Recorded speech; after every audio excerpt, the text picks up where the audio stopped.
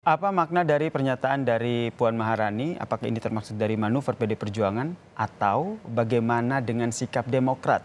Kita bahas bersama dengan pengamat politik Mas Yunarto Wijaya yang telah bergabung bersama kami di Kompas Malam.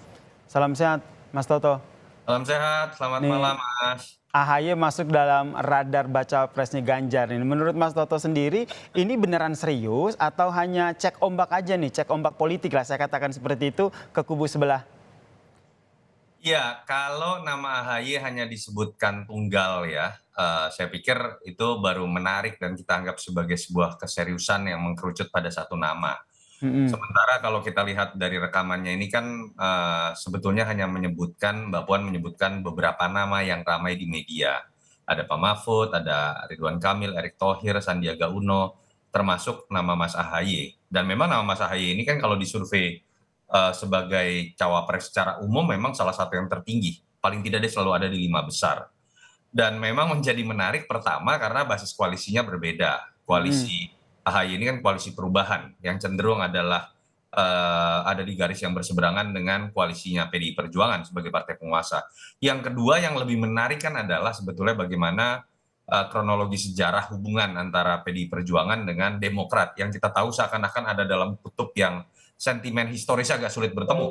Walaupun yang menarik sebetulnya kan adalah sentimen historis yang tidak terlalu baik ini kan terjadi antara ayahnya AHY dengan ibunya Mbak Puan ya, antara Ya. Mega dengan Pak SBY. Apa yang bisa kita lihat dari pernyataan Mbak Puan menurut saya sih, pertama kabar baiknya menurut saya adalah sentimen historis yang katakanlah bersifat negatif terjadi di politisi senior itu bagusnya diperlihatkan ternyata tidak harus terjadi di level generasi di bawahnya ya. Yang kedua, menunjukkan juga ini sebenarnya simbol bagaimana politik menuju penentuan capres-cawapres masih sangat cair. Apa yang kita Mm-mm. lihat sebagai basis koalisi belum tentu itu Mm-mm. bisa dipastikan akan sama pada saat pendaftaran KPU nanti akhir Oktober. Yang ketiga, ya menurut saya ini memang menunjukkan, kalau menurut saya dalam konteks internal PDI Perjuangan, Mbak Puan ingin menunjukkan bahwa PDI Perjuangan mulai cair. Karena kita tahu kritik utama dari Mm-mm. koalisi PDI Perjuangan ini adalah sikap yang cenderung sering dikatakan eksklusif dari PDI Perjuangan, Mm-mm.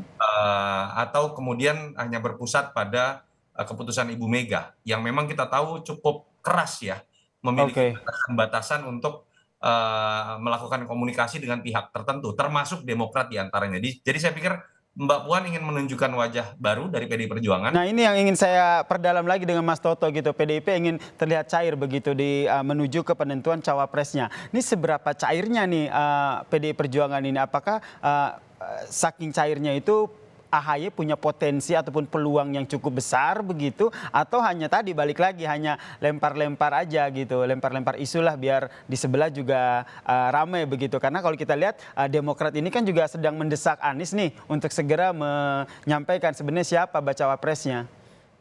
Ya kalau analoginya tinju ya memang ini masih jab-jab lah, levelnya Mm-mm. belum pada uppercut atau hook gitu yang Oke. mana kencang. Tapi yang ingin ditunjukkan adalah menurut saya oleh Mbak Puan, PDI Perjuangan sekarang siap berkomunikasi dan membuka diri berkoalisi dengan siapapun tanda kutip. Mm-mm. Yang kemarin-kemarin kecenderungannya kan ada kesan seperti pasif, Mm-mm. menunggu orang yang datang karena capresnya adalah kader mereka, elektabilitasnya juga tertinggi dalam konteks partai.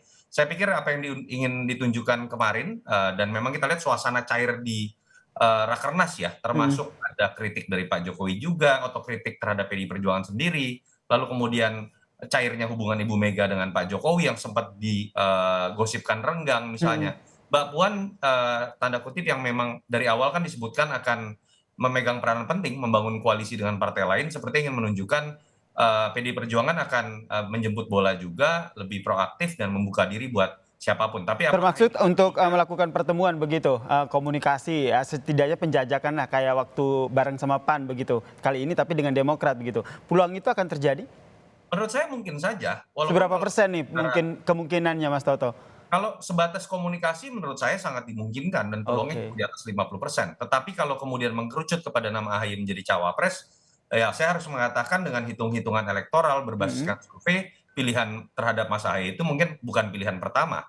Mungkin masih dalam level sekunder atau tersier ya, karena memadukan dua kekuatan yang basisnya dalam dua pemilu terakhir berbeda atau bahkan dalam 4 pemilu terakhir berbeda, itu tidak mudah. Jadi tidak mudah langsung bisa menjadi variabel komplementer. Artinya ketika ada kader partai merah dengan kader partai biru dalam hal ini PDI Perjuangan dengan Demokrat selama 4 pemilu terakhir berseberangan, itu tidak mudah untuk disatukan begitu saja. Itu yang menyebabkan kalau masuk pada dalam pertanyaan spesifik seberapa besar peluang Mas AHY, saya pikir tetap masih di bawah peluang dari Sandiaga Uno, Erick Thohir, Ridwan Kamil, Pak Mahfud yang cenderung misalnya ada dalam satu ceruk dengan PDI Perjuangan saat ini. Oke. Apakah kita juga bisa membacanya seperti ini? Maksud dari Puan Maharani menyampaikan sejumlah nama, salah satunya adalah AHY ini juga sebagai salah satu pancingan begitu untuk untuk melihat respons dari bacawa pres yang lain nih. Seagresif apa mereka? Wah, Puan Maharani udah nyebut nama AHY nih, bahaya nih. Ada bisa sampai seperti itu nggak?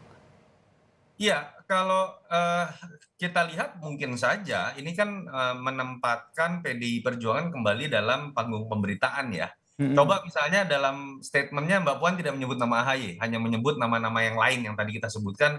Saya yakin pemberitaan tidak akan seramai ini ya. Nah, itu dia. Tujuan pertama menurut saya secara PRing Mbak Puan berhasil memancing perhatian publik. PDI Perjuangan kemudian menjadi pusat pemberitaan lagi dalam konteks pencarian cawapres. Tetapi balik lagi, kalau kemudian orang menganggap ini adalah sebuah keseriusan, mungkin iya dalam konteks komunikasi. Tetapi kalau keseriusan mengarah kepada AHY, saya pikir masih banyak variabel-variabel lain yang perlu didiskusikan dan masih menjadi faktor penghambat. Oke, terakhir Mas Toto. Mas Toto sendiri melihat PDIP sendiri sudah punya nama begitu yang dipegang dari sederet nama bacawa pres yang disampaikan oleh Puan Maharani kemarin. Ya, kita tunggu ya hasil rakernas ini kan katanya selesai besok, mungkin akan diumumkan nama-nama siapa yang masuk dalam radar 10 besar itu. Apa betul misalnya Mas AHY akan masuk atau tidak misalnya. Tetapi saya menduga bukan hanya PDI Perjuangan, termasuk Pak Prabowo dan Mas Anies sendiri, karena pertarungannya cenderung ketat, terutama persaingan di antara Prabowo dengan Ganjar, akan ada kecenderungan mereka akan bermain di injury time.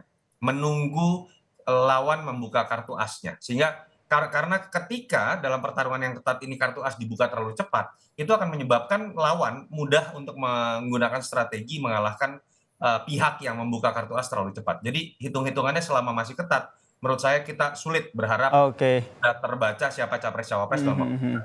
Ini masih kita tunggu ya dinamika-dinamika politik yang dimainkan oleh parpol-parpol sambari menunggu siapa sebenarnya bacawa pres yang nantinya akan mereka pilih untuk disandingkan dengan bacawa pres mereka. Terima kasih Mas Yunarto Wijaya telah bergabung bersama kami di Kompas Malam. Salam sehat Mas Toto.